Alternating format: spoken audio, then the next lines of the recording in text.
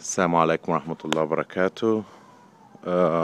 بعمل الفيديو ده لتوضيح حبة حاجات برضو عن قضية الشيخ حازم، وعن موقفه وموقف، لأن برضو لسه في ناس في الإعلام عمالة بتهرتل وعمالة بتتكلم وتقول الموقع. وعمرو أديب تاني كرر النهاردة لما اتفرجت عليه موضوع الويب سايت اللي أنا شرحت في الفيديو الماضي بتاعي ان الويب سايت ديت ملهاش اي علاقة. وحطيت لينكين في الفيديو، اللي ما شافش اللينكين دول لان انا حطيتهم يجي تاني يوم بعد ما عملت الفيديو.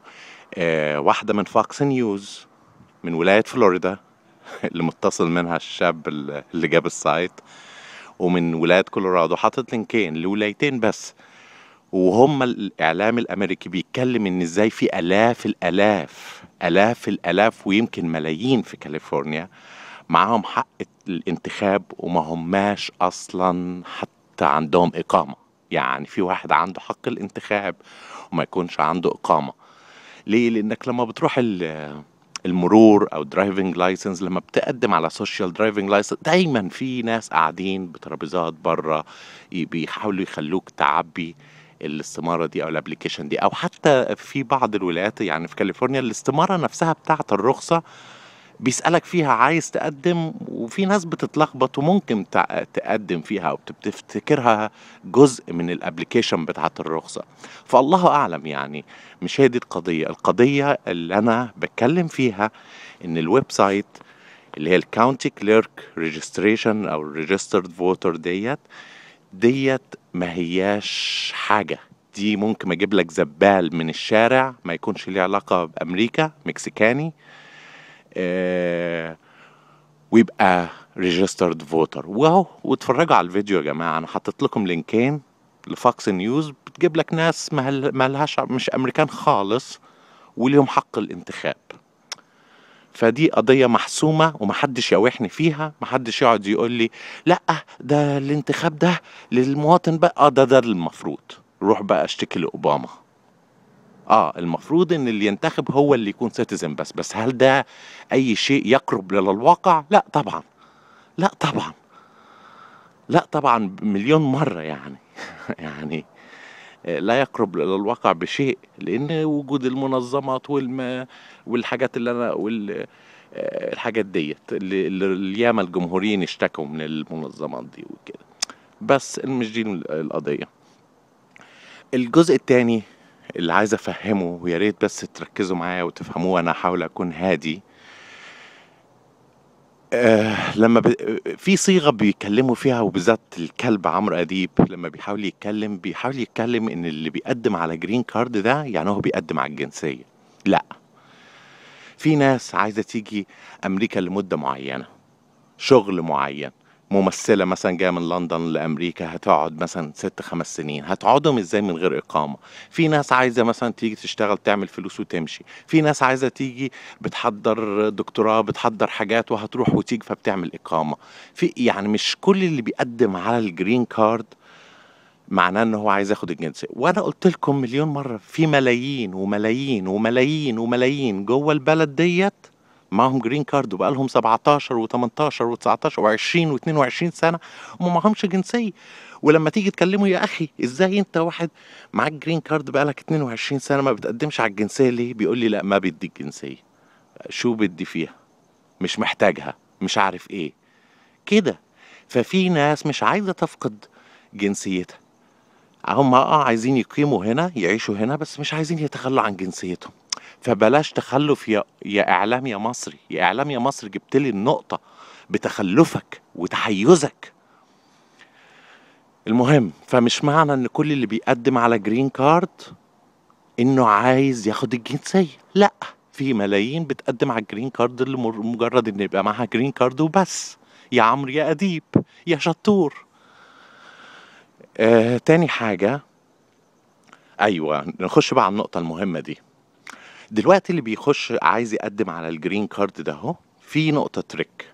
اول ما بتاخدها، اول ما بتاخد الابليكيشن، بتعمل الابليكيشن بتاع الجرين كارد، في مدة زمنية لما بيتمنح لك الكونديشنال، اللي هو يعني بيبقى سنتين او كده.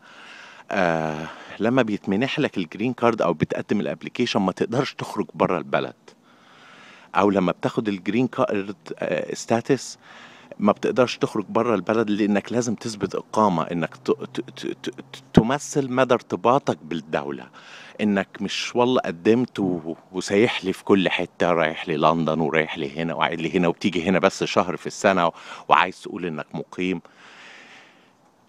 فدي بيعملوا عليها ستريس قوي. ياما ناس فقدت اقامتها لانها خرجت بره البلد لمدد كبيرة، او خرجت ورجعت. المفروض يعني يلتزموا في، مش فاكر بصراحة، مش هألف، بس هي يا 3 سنين يا مش يا 4 سنين، ما توصلش ل5، بس هي في فترة كده يعني طويلة لحد ما تتمنح بقى البرمننت ريزيدنت، وبعد كده برضو ما ينفعش انك تسيب البلد لفترات طويلة قوي. طيب، آه ازاي ما تفقدش الإقامة بتاعتك؟ انت مثلا والدة الشيخ ام الشيخ حازم ابو اسماعيل عايزة تروح مصر، ست عجوز بتروح 6 شهور، تعمل ايه؟ في حل قانوني. انت لو عارف ان عندك ظروف مثلا، في ده للظروف، افرض مثلا انت قدمت من هنا والدك توفى في القاهرة من هنا، مش عارف حصل لك حاجة ولازم تغادر البلد، في حاجة، فبتقدم على حاجة اسمها re-entry permit or re-entry application. re-entry دهيت بتسمح لك انك انت حتى لو يعني في فترة الجرين كارد انك تخش وتطلع، بره البلد في الفترة اللي انت مش المفروض انك تخرج وتطلع فيها، ولازم تشرح في الابليكيشن دي انت عايزها ليه. فلو انت مريض ومش عارف ايه، وتقول لظروف صحية لازم اروح اعمل علاج في مصر مثلا، او لازم اروح ازور ابني او كده، فعشان يسهلوا للناس ذو الظروف الخاصة انها تروح وتيجي وتخالف القانون، لان هو الصح انك المفروض تلبت في امريكا وخلاص لحد ما مأمورك تستقر وكده، مدام جرين كارد، عشان ما تخسرش الإقامة. ففي حاجة اسمها الري انتري بيرميت. الري انتري بيرميت ده اللي انتوا بتسموه في مصر عندكم، او في يعني الحاجات الغريبة، اللي هو الوايت باسبورت، او الباسبور الابيض. انت تسأل اي امريكاني حتى لو رحت الاميجريشن وتقول لهم باسبور ابيض، باسبور ابيض، وايت باسبورت، مفيش المصطلح ده. ده كان زمان، يعني بالزمانات، يعني بالزمان زمان، يعني لدرجة ان الناس نسيت المصطلح ده. كان هنا في امريكا اسمه دلوقتي الري انتري بيرميت.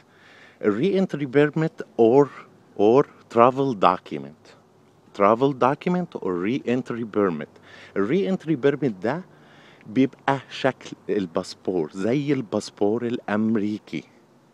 وانا هحط نسخة في الفيديو هنا عشان تبصوا سامبل، والسامبل دي من الاميجريشن، الاي ان اس، or اللي هي الاميجريشن بتاعت اليونايتد ستيتس. هحط سامبل عشان تشوفوها. شبه الباسبور. لو الحمار اللي في مصر بتاع الجوازات، اللي بيكون قلع الشراب وبيشرب كوباية الشاي، عارفين ان انتوا طبعا المنظر، يعني تروح دول العالم كله تلاقي الاوفيسرز بتوع الحدود او الاميجريشن دول ناس شكلها محترم، ما عدا في مصر تلاقيه قاعد كده وبنت قاعده وراه وريحه الصندوق اعوذ بالله، وبيشربوا شاي. حمار من هدول الحمير شافوا يو اس لان هو شبهه بالظبط، ولو الحمارة اللي وراه او هو سجله على انه يو اس وهو شكله ليه رقم بس هو مش باسبور، هو اسمه ري انتري بيرميت اور ترافل دوكيومنت، اور بلهجتكم وبغبائكم اسمه الباسبور الابيض او الوايت باسبورت اور whatever. بس فحبيت اوضح النقطة ديت. زي ما قلت لكم. ده بيؤكد كلام الشيخ حازم. ايوه، هي اخدت الجرين كارد من هنا ومضطريه تسافر مصر وترجع وتروح وتيجي. عملت قدمت على الترافل دوكيمنت، اللي هي الري انتري بيس او الباسبور الابيض زي ما انتوا بتسموه، اللي هو ازرق دلوقتي، ما بقاش لونه ابيض خلاص. وعشان كده الموظف العبيط وعلى فكره هو يمكن الموظف العبيط عنده حق، هقول لك ليه. لان الموظف العبيط اللي في مصر نادرا نادرا نادرا لما حد بيقدم على الترافل دوكيمنت. دول ناس بتكون مالية ايدها من موقفها. اللي ده اغلب اللي بيجي هنا امريكا ومش عايز يعني يضيع فرصة انه يفقد الجرين كارد، فبيلبت في ام البلد لحد ما الفترة دي تعدي، لحد ما بياخد الجرين كارد خالص واموره تستقر انه مش عايز يخسر الاقامة. فنادرا الا الظروف الخاصة قوي اللي هم بيروحوا يقدمها. فيمكن الراجل بتاع الجوازات ده في مصر شاف البتاع لونه ازرق، شافوا ليه رقم يونايتد ستيتس مش عارف ايه فوق، فقال لك جواز عادي وراح مدخله في السيستم على انه ايه جواز عادي. وده بيوضح بالظبط ليه هي دخلت بالجواز ده. وانا كنت بفكر في نقطة، كنت بقول يا ربي طب انا معايا سيتيزن، معايا سيتيزنشيب ومعايا باسبور امريكي، بس انا لسه عندي الباسبور المصري. بس دايما لما بسيب امريكا لما باجي اخش فرنسا ترانزيت، بخش هولندا، بخش الحتت ديت بخش بالامريكا عشان ما حدش يقول لي تاشيره. اخش اقضي يومين ثلاثه بتاع، اشرب شاي، في اروح اتفسح شويه قبل ميعاد الطياره، حاجات كده بخش بالامريكي في كل حته. لكن لما باجي اخش مصر ما بخشش بالامريكي لسببين: يا اما عشان انا بخيل ومش عايز ادفع $13 وانا داخل، يا اما مش عشان مثلا ما يجيش اللي يغلس عليا ويقول لي ويعمل لي عليه ستامب ان اقعد مثلا 6 اشهر ولا 3 شهور ولا يعني اللي هو فتره اقامه معينه، لان ممكن يعلم لك عليه. بس عشان انا ما بدخلش، بخش لما باجي بقى بنزل مصر. انا دايما لما بسافر بيكون معايا الجوازين في جيبي، في اي حته في العالم بخش بالامريكا. اجي داخل مصر رحت مدخل عشان ما ادفعش الرسوم، عشان ما ادفع، اصل ملهاش لازمه هدخل بالامريكي ليه في مصر، بخش بالمصري. فانا كنت بفكر طب يا ربي، طب هي لو معاها الجواز المصري والجواز الامريكي، ايه اللي هيخليها تخش مصر بالجواز زي ما بيدعوا؟ فافتكرت ان هو اكيد زي ما الشيخ حازم ده بيؤكد على صدق الشيخ حازم، ان اكيد هي معاها الترافل دوكيمنت ديت، وبالترافل دوكيمنت ديت لازم تثبت لامريكا هي خرجت من هنا ودخلت هنا. ولازم يعني ما ينفعش في تلاعب عشان تبقى ثابته هي دخلت مده من هنا وقعدت هنا. فما ينفعش بقى تروح تخرج يعملوا لها خروج ويجي تدخل، طب انت كنت فين يا ست؟ فعشان كده ما كانتش بتستخدم، او يمكن ما استخدمتش الجواز ده. كل ده تخمين الله اعلم، بس هي كده بخبرتي بالكلام اللي بيقوله الشيخ حازم رسمت لان لو معاها باسبورين، يعني لو نفترض هي معاها جنسية ومعاها باسبورين، واحد امريكي واحد مصري، ايه اللي هيخليها تستخدم الامريكي وهي داخله مصر؟ ليه ما تخشش بالمصري بتاعها العادي، ولما تيجي رايحه امريكا تخش بالامريكي؟ لكن لو هي معاها ترافل دوكيمنت والراجل جات كونفيوزد لان هو نفس اللون ومكتوب عليه يو اس يونايتد ستيتس اوف امريكا، وهحط السامبل في الفيديو. فهو ده تحليلي للامور. وبعدين بأكد على النقطة دي مرة تانية، ان مش كل اللي بيقدم على جرين كارد او على اقامة في امريكا يا استاذ عمرو اديب معناه ان هو من البداية راشق على امريكا وعايز ياخد السيتيزن شيب بتاعتها. لا، مفيش الكلام ده. في ناس بتيجي امريكا بس عشان تاخد ورك بيرمت لمدة سنتين، مش حتى جرين كارد. هو بيقول لك انا جاي هنا سنتين، هاخد الورك بيرمت سنتين والسلام عليكم بعد كده. او في ناس بتيجي وعايزة تقيم ومش عايزة تفقد جنسيتها. في عندك السعوديين كل السعوديين اللي في امريكا مفيش حد منهم بياخد سيتيزن، كلهم واخدين بس جرين كارد. عارف ليه؟ لانه لو اخد سيتيزن بيفقد جنسية المملكة. ففي بلاد كتير بالهبل ما عندهاش النظام في مصر بتاع الزوجية. فما تقوليش ان كل اللي بيقدم على ابليكيشن لجرين كارد معناه انه بيقدم على سيتيزن شيب. فقعدت مرارتي. السلام عليكم ورحمة الله وبركاته.